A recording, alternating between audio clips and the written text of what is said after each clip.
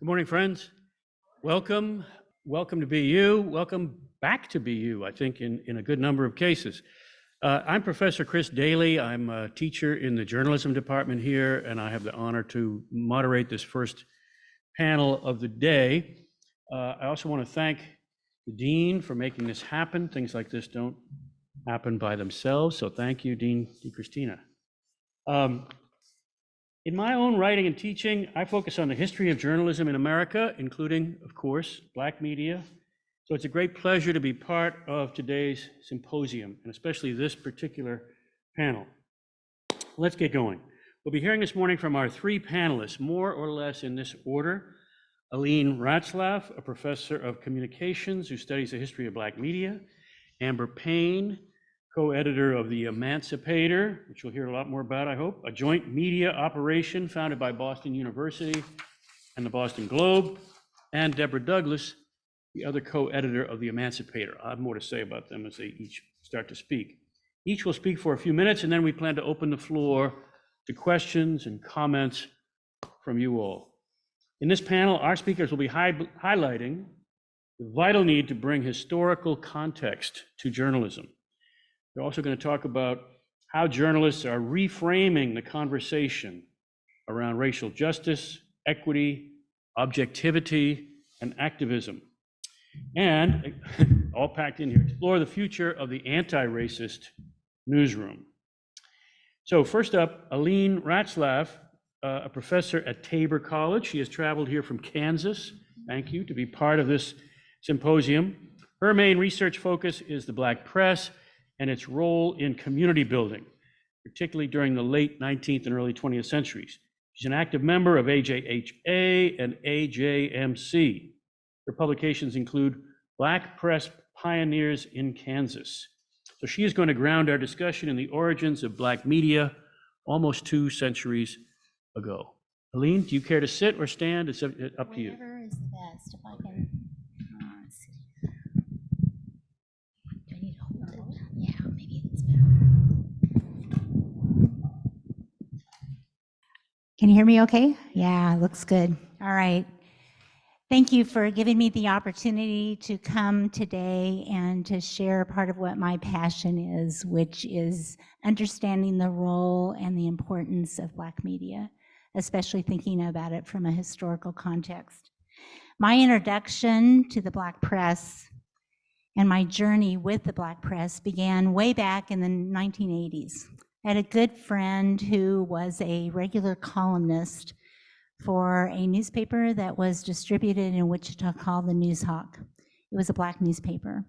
And so when I went to school, back to Wichita State University, it's down in the archives, and I found some microfilm rolls of early Black newspapers, 1894 actually, that became the focus of my thesis and then part of what began my journey, which is now about 30 years. So I feel like this is a really important topic. For more than 195 years, the Black press has recorded and interpreted history while serving as a voice for African Americans. The earliest Black newspapers, which were contemporaries of the Liberator in Boston, are important to the story of the Black press.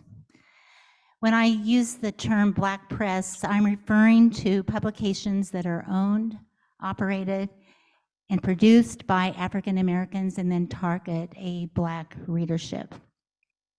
Historically, Black newspapers have been a pillar in African American communities, along with the church, school, and fraternal organizations. The very first Black newspaper was Freedom's Journal, that was published weekly in New York City from 1827 to 1829. It ran for 2 years. The 4-page, 4-column newspaper began the same year that the state of New York abolished slavery. Its co-editors were active in the abolitionist movement. Samuel E. Cornish was a minister, and John B. Russwurm was an educator. On page 1 of that first issue of Freedom's Journal, there's a now often stated quote that reads, We wish to plead our own cause. Too long others have spoken for us. And so the Black press, Black newspapers have been a way to understand and interpret the history through which the lives of African Americans have lived. Freedom's Journal countered the vitriolic and racist coverage of mainstream newspapers. Its content reported news of current events, denounced slavery, and advocated for political rights and improvement of conditions under which free and fugitive Blacks lived in that time. The journal also published biographies of prominent African Americans and social news that listed births, deaths, and marriages in the African American community in New York. At various times, Freedom's Journal employed 14 to 44 agents to collect and renew subscriptions, which ran for $3 a year. One of its agents was David Walker from Boston, and he eventually became the writer of a pamphlet called David Walker's Appeal, which called for enslaved to rebel against their masters. The journal circulated in 11 states, the District of Columbia, as well as Haiti, Europe, and Canada. Cornish served as co-editor with Russ Worm for 6 months, and then he resigned.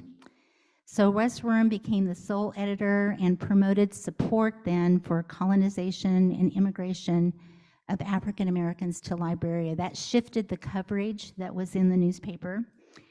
Consequently, the journal lost a significant amount of support from readers who disagreed with that stance, and the newspaper folded in 1829. Cornish returned to journalism and attempted to revive the journal that year under a new name, The Rights of All. But that newspaper lasted less than a year. But it's important to realize that Freedom's Journal, its 2 years existence, prompted the development of other Black-owned and operated papers. By the start of the Civil War, more than 40 such newspapers had been established throughout the United States.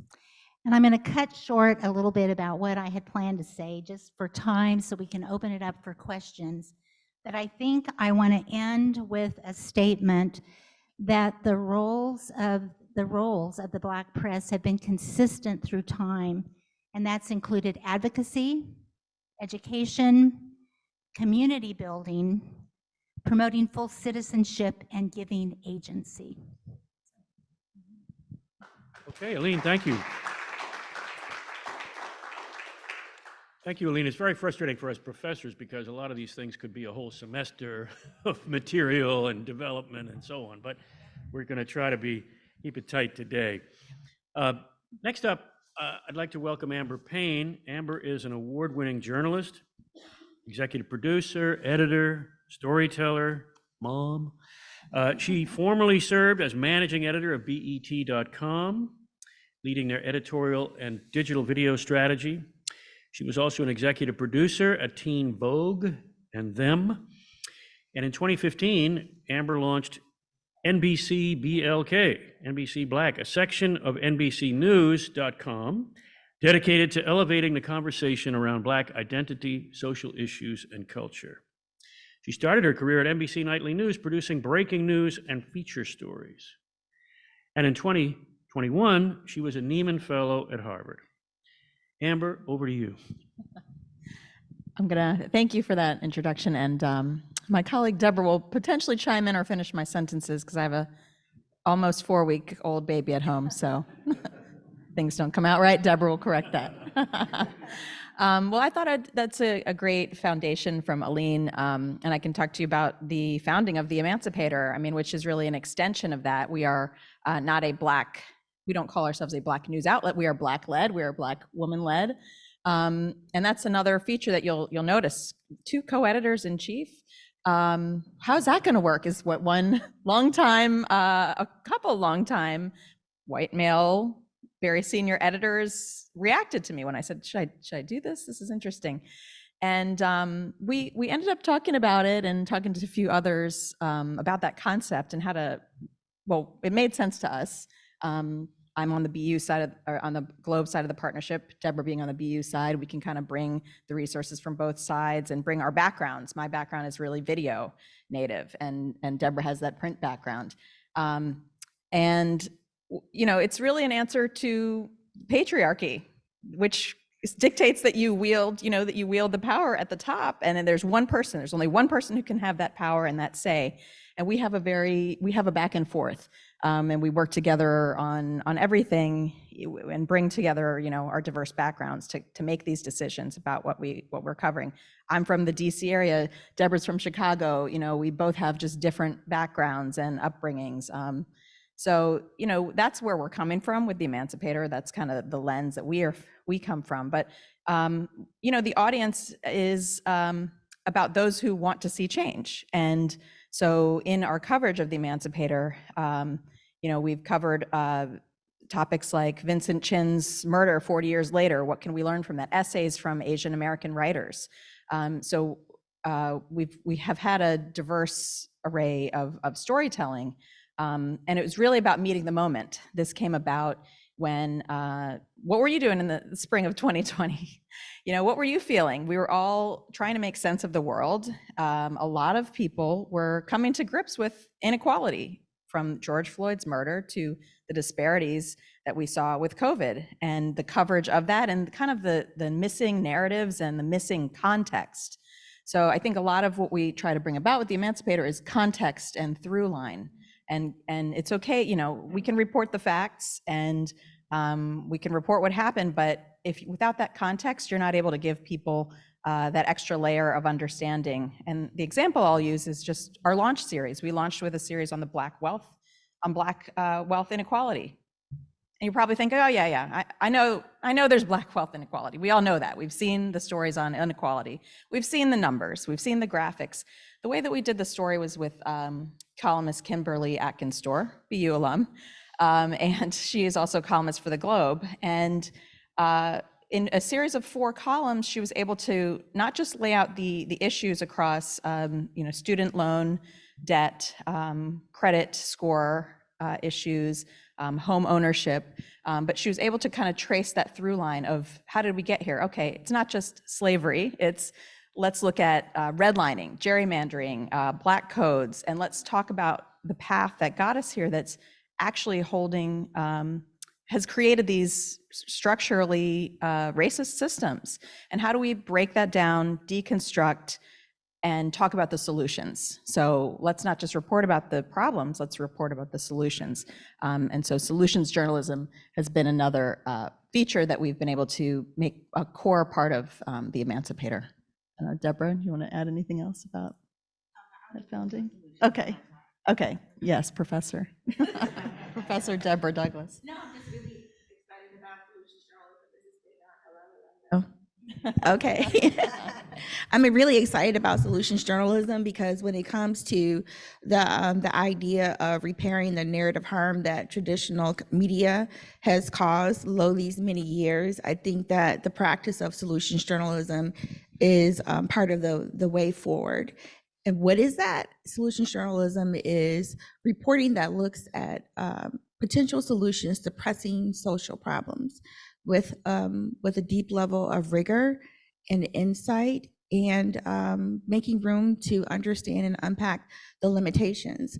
The way I look at it is it's our opportunity as journalists to show people and communities being agents of their own salvation. And I think that traditional media has done a very poor job, at least of the 35 years that I've been practicing journalism, has done a very poor job of showing people exercising their agency over their own lives.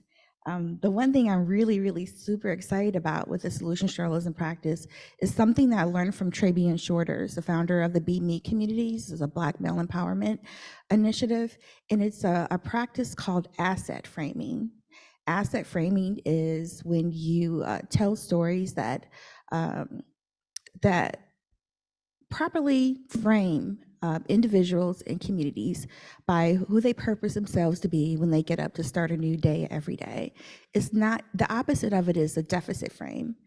Now, think of the one thing you know about communities, and think about the way that traditional media tends to frame those communities, marginalized communities. When I think of Chicago, and I'm going to give a shout out to Tiffany Walden here, founder of The Tribe, one of my favorite people, favorite journalists. I am so glad she exists in the world, because they do the very best job of challenging the deficit frame, which is building a consistent drumbeat of stories based on one data point about a community.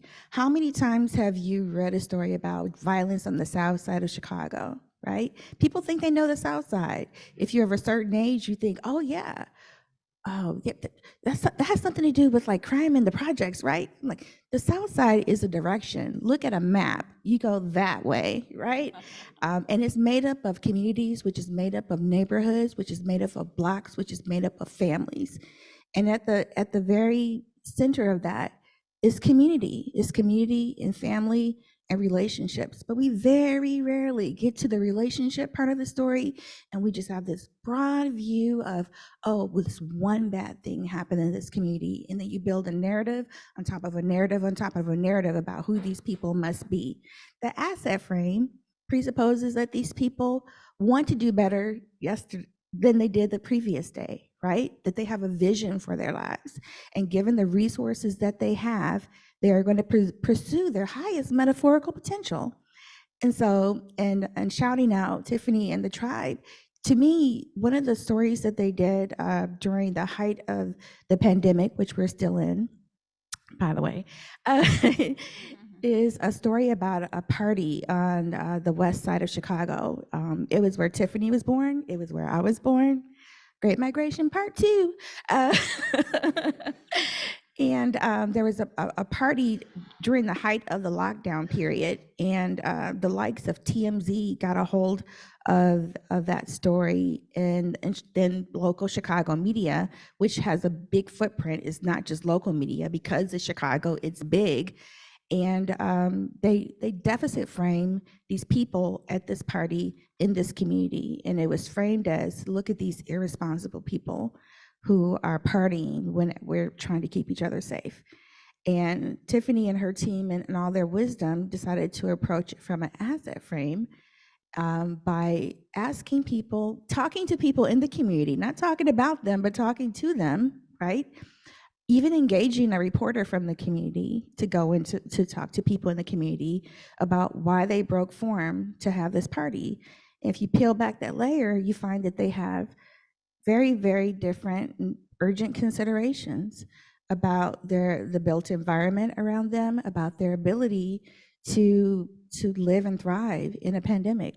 And so I just think that we have an opportunity with the Emancipator and with not only Black-owned outlets, but vehicles of Black expression, because we're not always owned by Black people, but we are run.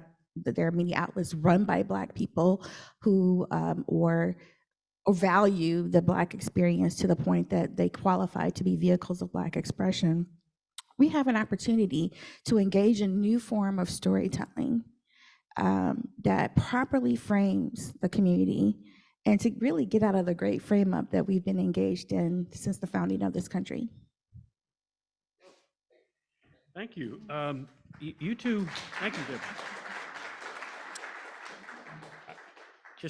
I want to be sure to introduce Deborah. I didn't realize you two really do collaborate, so I should have done this a little differently. But Deb is a co-editor of The Emancipator, as we know, co-editor-in-chief along with Amber. Deborah previously served as the Pulliam Distinguished Visiting Professor at DePaul University. She was a senior leader with the Op-Ed Project, amplifying underrepresented expert voices, and founding managing editor of MLK 50, Justice Through Journalism. She has taught at Northwestern University. She's also the author of the book, U.S. Civil Rights Trail, A Traveler's Guide to the People, Places, and Events That Made the Movement. First ever travel guide to help folks follow the official civil rights trail through the American South. I took a look at it. I really recommend it. But what I want to do is also encourage some discussion for the next few minutes here about the future of Black media. That was one of our charges in this panel. So if either, both of you, anybody wants to chime in, that would be great.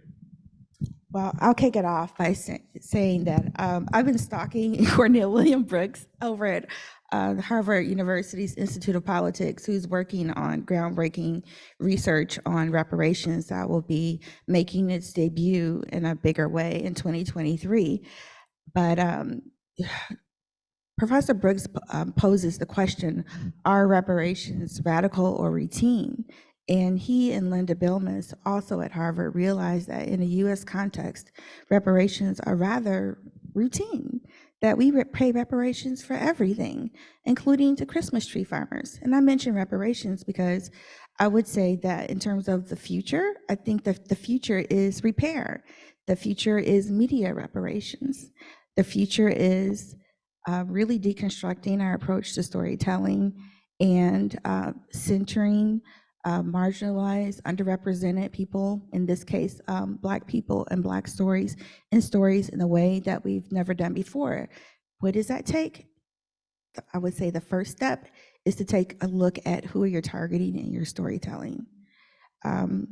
Without even paying attention, on a regular, everyday basis, traditional media centers established power, right?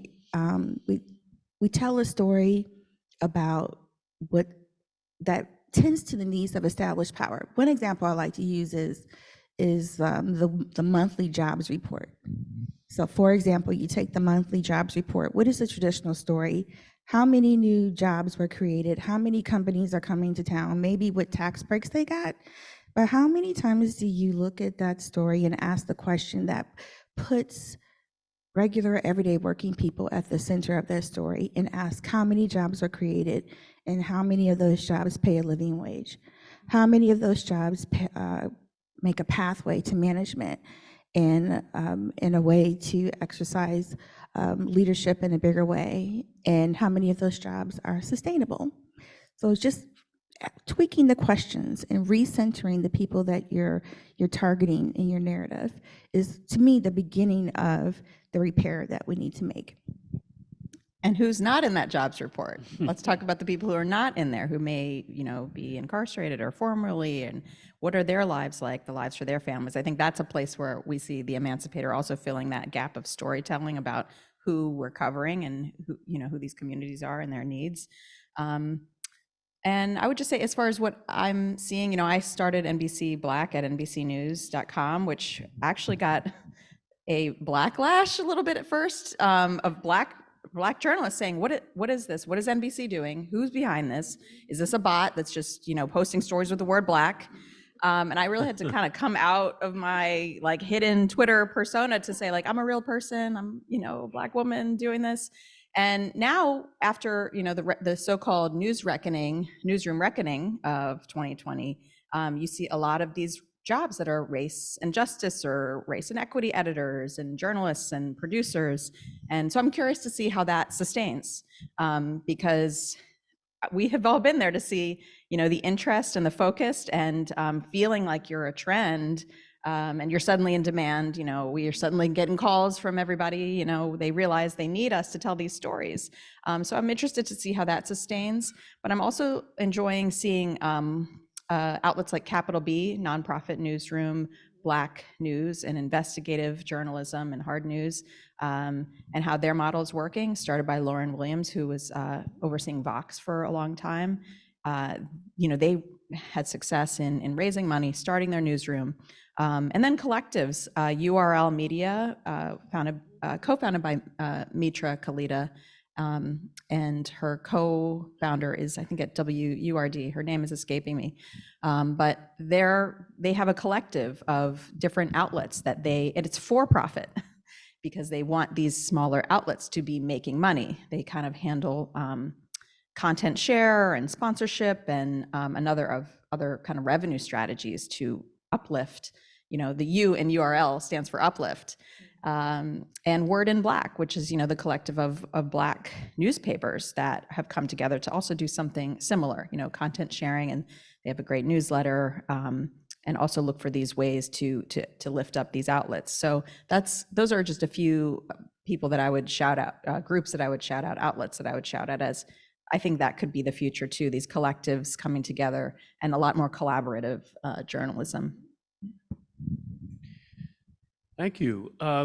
So we've heard a little bit, just touching on some of these different areas, from Freedom's Journal in 1827 to the Emancipator of today, and to some of these projects that are forward-looking. Just before we open the floor to everyone else, I was thinking, as I've been listening, about an issue that maybe you'd all like to address, and that is, in journalism, we talk a lot about the 5 W's that guide our work, the questions we always ask: who, what, when, where, why. And the first of those is the who question. So I think running throughout all this is a who question. And that is, who, when we think about Black media, who owns and who profits, who manages and runs and decides things, who actually does the work, who advertises to whom, who makes up the audience, who are the readers, listeners, viewers. Is it an enterprise that is inward looking? Is it an enterprise that is outward looking? How has that changed over time? Are there multiple different kinds of expressions? So if I could ask everyone to quickly go back over your area and just take an open thought for a moment here about the who question. So Aleen, in your case, historically, who was the who? Well, the who initially, especially with historians, focused on the men. Oh, And I think we've got to talk about the women that were part of the who too. Some very well-known ones, Mary Shad Carey and Ida B. Wells. Ida B. But then in my own research, there were women who kept the newspapers going while the men were out lecturing and raising money and that sort of thing. And so I think the who that for many, many years that was overlooked were the women, and the women are an important part of the who. So. Thank you.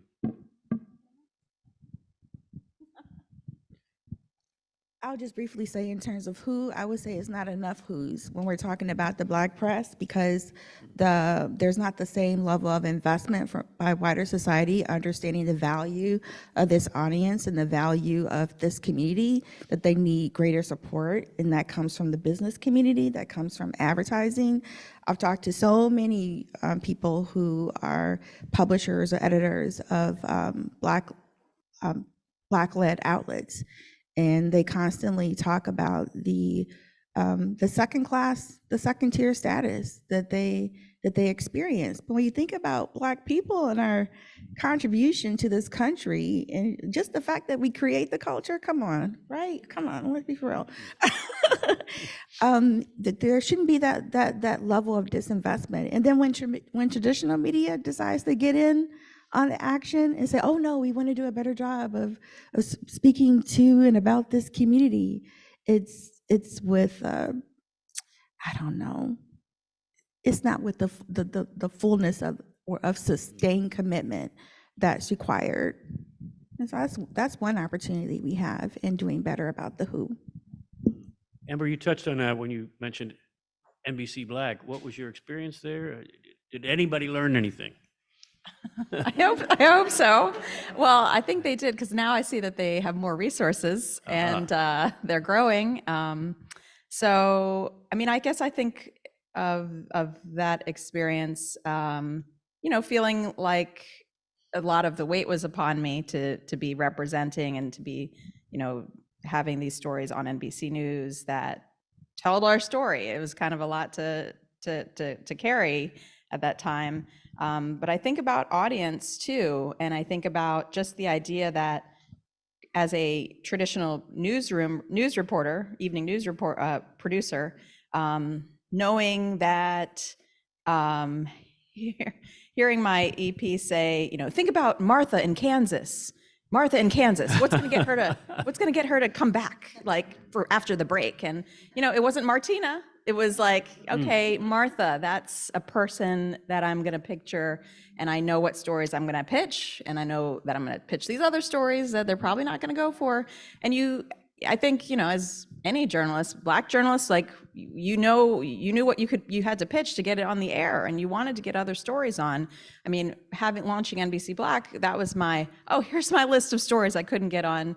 It's a 22-minute broadcast. I'm realistic about what can get on and not get on, but just that idea of what stories are important, what stories rise, and who is our audience. So the who is our audience. Oh, that's not our audience. No, we have the surveys for market research, and the NBC audience is town and country and Nordstrom and this and that, and thinking and having a specific vision for who that person even is and what they look like and what they care about. So just kind of getting out of the mold from that over time, I think is just another opportunity for many Black journalists in saying, like, no, I'm going to stand up for these stories. I know I'm going to march, back into that office and say, this story is important. We have to do this story tonight. And I've heard that from some of my fellow journalists, that they, felt empowered in that moment to talk about the who, because there are misconceptions, that lead to objectivity. Probably Chris is going to touch on that next, so I'll just leave it there.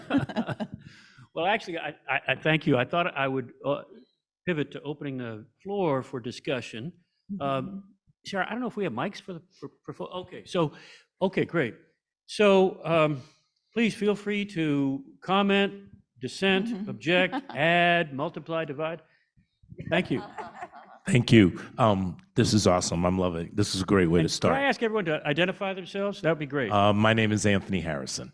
Riffing on the who, what do you think, or what are the challenges to get our community to read the news and see this news and engage in it and share it, so that we have that data that says you can reach these people, you can advertise to them and stuff like that? It feels like that who probably feels incredibly disenfranchised by the news media and mistrustful. And so how do you overcome that hurdle to get them back? You have to meet them where they are. It's not that this community doesn't read, it's that they don't read what you have to say, because you're not saying anything that is of value to them, or when they read what you've written, they feel demoralized or they feel unseen. I actually coined a whole word about feeling unseen. It's called depresencing. And it's the ways that Black women are, the failure to regard our presence and our heat in physical spaces and in narratives. And so it's so acute, you got to create words for these sorts of things. Deborah, would you say that word again? Depresencing, yes. Depresencing. And so at the Emancipator, we actually have a social first approach. Yes, we're a commentary forward website, but not everybody navigates to websites. So as part of our social first approach, we believe that we need to tell stories on all the social media platforms in a way that gives information and educates people who get all of their information from social media. We practitioners, we've been looking at the surveys for years, where people say, when you look at the polls and they ask, where do you get your news? And they'll go Facebook and Twitter, and then we have our mini heart attacks. Well, instead of having a heart attack about why didn't they come to the site, or why didn't they pick up the paper? How about you give the information in the place where they actually are? Meet people in the streets where they are. Thanks. Oh gosh, we got some hands. This is great. Thank you. My name is Paula Madison. So part of an aspect that was mentioned that I think isn't highlighted enough is the commercial support of media, Black and otherwise. But for Black media, and I'll speak at it from this perspective, my family is the owner of the Africa Channel. And on a routine and regular daily basis, it's a fight to survive. And I think back to years ago when I'd gotten an award from Ebony magazine, and Linda Rice Johnson was sitting in the audience, and I said to her, while it's all good and well to be honored by Ebony, a lot of Black folks see Ebony as bougie and sedity. And where I really want to be honored is in Jet magazine, because Jet gets passed around in the barbershops, the beauty parlors, and the church, and the churches. And what I'm getting at here is, it's a different audience, is a different means of distribution. And so often in the many, many years in which I worked in journalism, reporters would come to town, they were Black, and they had virtually no connection to the local community. And we're really not interested in being connected to the local community. So then where does the support come from in terms of who's going to read or listen to or watch what you're producing? What I'm asking here today is, if all news is local and local is global, then how and where do you connect to those people, meeting them where they are? That's like an easy phrase to use. What does it mean to meet them where they are? And most importantly, in the distribution of this content, which does require some degree of capital investment, where does one go to when here's what we do know for sure? I will characterize it, I think you all are calling it traditional media. I call it white media, right? White media has no intention of allowing Black media to survive, because the moment Black media develops a following, white media tries to go in and take it and replicate it. And because of the ability to distribute it the way they do, we frequently find ourselves out of business. And then, oh yeah, right, there was something called BET, which used to be owned by Black folks, that was funded by white people. But, you know, I sort of am going off track here. What I'm getting at is how to sustain Black media without caving in to the demands of white media. I was hoping you had that answer, Paula. Yeah, no, but thank you for laying that out. Well, I'll start with the meeting where they are, and I think, yes, there's the virtual, but I know that for the Emancipator, one of our goals was we are 3 pillars. We are the editorial on-site experience, we are the social first experience, we're not just dropping links and retweeting links, and community, or in person. You know, this year we just launched in April, and we had an in-person Juneteenth event in the Roxbury community. Now we are a national outlet, so we started here in Boston, but our intention, and we have a lot of ideas for having, you know, having a national presence, a national tour, if you will, and going into communities, because you know, in the community, that phrase right there, being in the community, and not just parachuting in, but having local newsrooms, local journalists that we would work with. So that's part of, you know, our goal and in what we're doing, because we're just very conscious of that it just gets, you know, the parachute in approach, or just kind of skimming the top in terms of journalism and doing things by, for, and with people. When we did this event, we hired a local artist to curate and host. We don't know the people of Boston to bring together here. She knows them. They know her. They trust her. Hire her, pay her, and let her help us, you know, produce this and put this on. So I think we want to, sometimes it's like taking it off the page in the clicks, which is something harder for a sponsor. They want clicks, they want the metrics.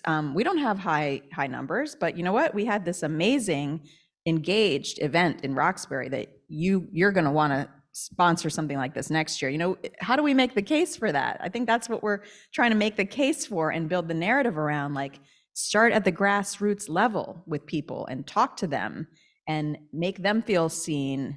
And then, but it's a question of how that pays off. And so I think that's something we're trying to figure out, is because our model is, we're kind of this hybrid situation right now. The Globe is for profit, BU is nonprofit. When we seek out sponsored events, you know, we're kind of trying to tell our story in a certain way to say, we need your money, and this is a value to you, Microsoft, and here's how it's like been a lesson in how to to build an argument to them as to why should you do this? What does this help you? How does this help you? And really, how does it help us? Because we know we need to pay for journalism, so we can't say no to that money, because how else do you tell these stories and tell really great stories without that corporate dollar? So that's something that we're really grappling with in real time right now, is what is our revenue model and strategy?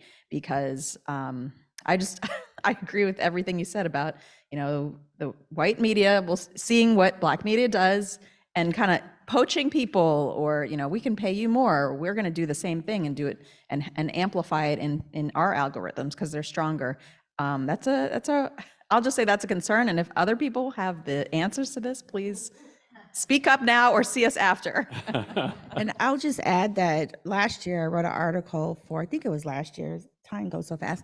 I wrote an article about the Chicago media ecosystem for The Guardian, and I talked to a lot of program officers at philanthropies that are funding Chicago media. And the question that came up, because I don't have an answer, but a really interesting question for me was the idea of disaggregating news media from the profit motive and really re-embracing it as a part of the democratic project. Now we're going beyond the who into the what, into resources and such. Question and comment here in the middle. Thank you. Hi, you already know who I am, Dorothy Davis. I wanted to follow up on what you were saying or starting to say. We're still in the Trump era, but in any case, the concentrated Trump era of his presidency, the media felt like they had to be objective and get this side and that side, even though one side was obviously wrong. And so I want you to talk about the duality of objectivity in the media.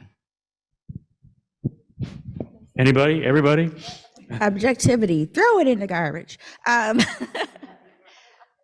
Okay, so there's a such thing as objective truth, and there's a such thing as objective methods. But this thing that we've been calling objectivity, I would posit that it's just a cis white male default.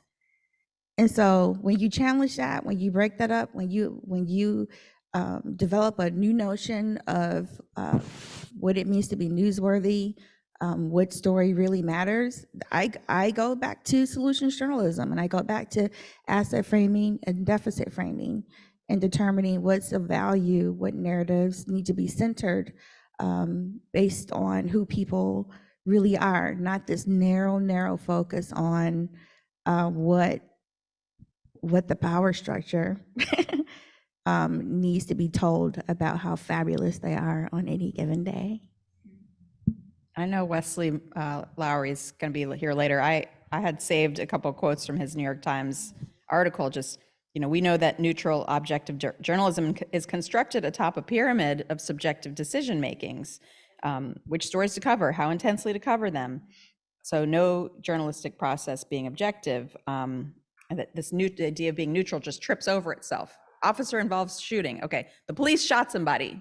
So just say it. That's what happened. And I think, yeah, we've seen some changes. I mean, I think about my time at NBC, when at NBC Black, I was doing stories, there was many stories, unfortunately, about the Obamas and racist things that were being done and said around them. And so we were using the word racist in headlines. Ooh. And I was with some students, and our head of, a senior executive was there speaking to them. And I was saying, well, yeah, we're going to say something's racist. If it's racist, we need to tell people what that is and what that means. And we're not just calling people racist. We're talking about why it's racist, because some people don't know. This particular executive said, well, we're not in the business of calling people racist. That's not what we're here for. That's not the purpose. And that led to spark some controversy in that room. But that was the perspective. Like, we can't, that's too touchy. Like, we don't call people that. That's a very powerful word. We don't use that word.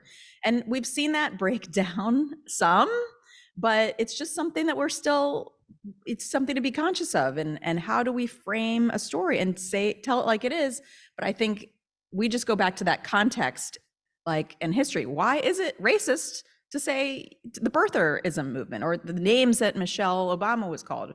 Well, some people don't know. Some people don't get that. I talk about my brother-in-law who was like, redlining. Yeah, what is that? And like, you're like a 60-year-old guy, like you're in fine, you know, you haven't heard, you don't know about redlining. Like, let me tell you about it. People don't know. And so we kind of sometimes get mad and give people a hard time and tell them you need to do your research. But I think that's where the journalism comes in terms of laying that out. And I kind of went off the objectivity track, but I think it all kind of connects back to that. Yeah. I wanted to point to an example that I'm looking at here. It was a tweet from Nicole Hannah-Jones earlier this week, responding to an Oregon Live story shared by Nicholas Kristoff. And it was based on a report that says 82% of Portland area voters want more police. And then she pointed out that this is really a survey based on people from the suburbs, not Portland per se. And so when you talk about objectivity, when you talk about defaults, what's at the foundation of that? The idea that you're just going to always believe what the police say, is that objective? Well, we frame that over many years as being the beginnings of objectivity, but is it really? And it opens up a larger question about the notion of expertise. Who has the credibility to be able to speak into this story, to speak into this narrative, to speak into this moment? And I would just end by saying that we are the experts on our own lives, so that is us. Who is the who? Aleen, did you want to say anything about objectivity and the history of it and how it might pertain to a Black media system that has sometimes been described as a fighting press, not an objective press? Well, and I think the role is not objectivity for the Black press. It's to give that important lens, that advocacy. I mean, it needed to be, you know, and that for support and for change. I mean, I would say that white media, to use your term, Paula, is advocating all the time. It's always in the advocacy mode. We're the only profession mentioned in the Constitution. So by virtue of us amplifying the cause of the American project, traditional white media is always in a constant state of advocacy, but we allow whiteness to exist as air, like it just is. Yes, and I want to quote my brother. My brother's a journalist. He says, objectivity is it's an imagination. He said there's community building and there's truth telling, but there is not objectivity. There's a lens, no matter what, there's a lens. But Black press was founded to end slavery.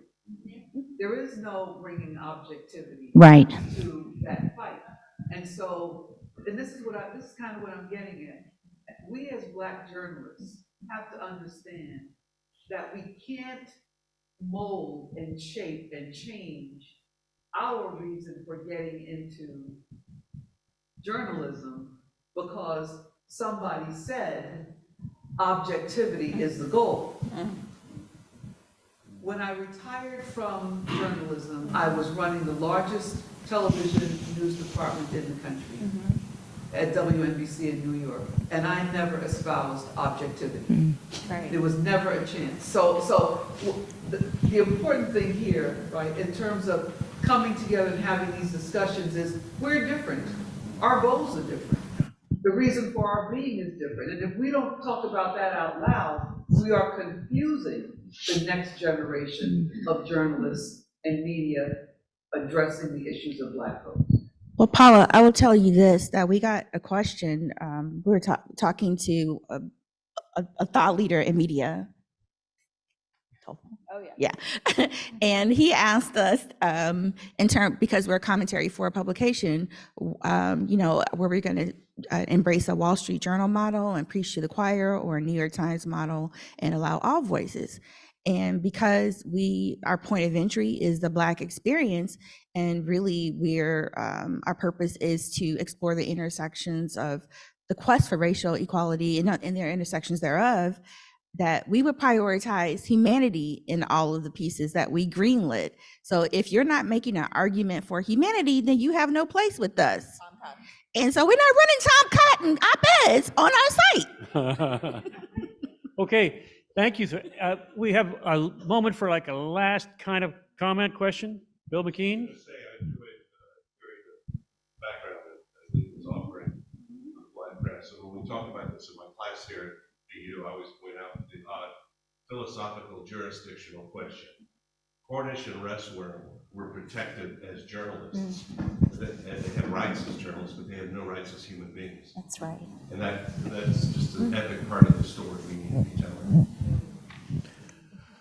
Wow, well, I think we're at a point where we need to try to transition, right, to the next activity. Okay, so from 1827 to today and into the future, I think we've covered a lot of ground here, but not all of it, certainly. And we have a very lively agenda for the whole rest of the day.